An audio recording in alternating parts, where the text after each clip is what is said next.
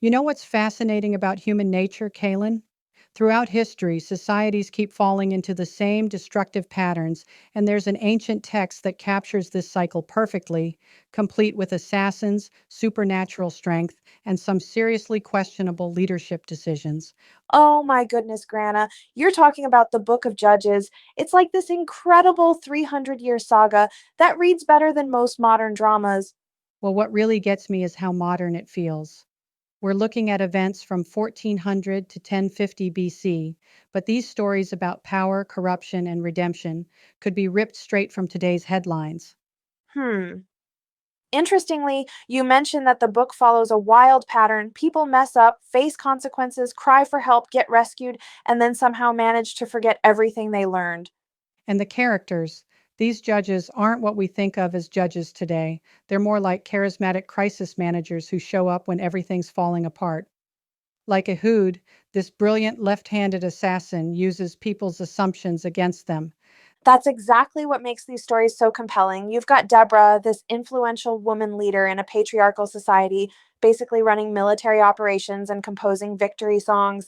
And then there's Gideon. Talk about a character arc. Here's a guy who starts out hiding in a wine press because he's terrified and ends up leading this tiny army of just 300 men against overwhelming odds. But you know what's really interesting? His story doesn't end there. Oh, right. After all that success, he makes this golden ephod that becomes an object of worship. It's like watching someone slowly become the very thing they fought against. Speaking of tragic figures, we can't ignore Samson.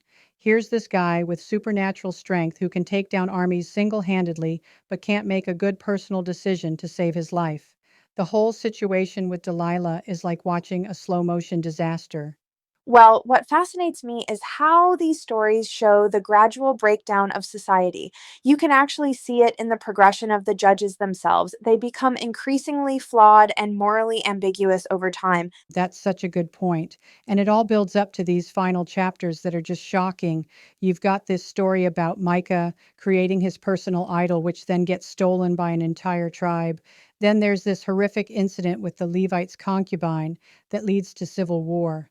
So, what do you think about that famous recurring line? In those days, Israel had no king. Everyone did what was right in their own eyes. It seems to be making a pretty strong statement about moral relativism. You know, that line is really the key to understanding the whole book. It's showing how freedom without responsibility leads to chaos. But what's fascinating is that the book doesn't just criticize, it shows this pattern of hope too. Well, that's true.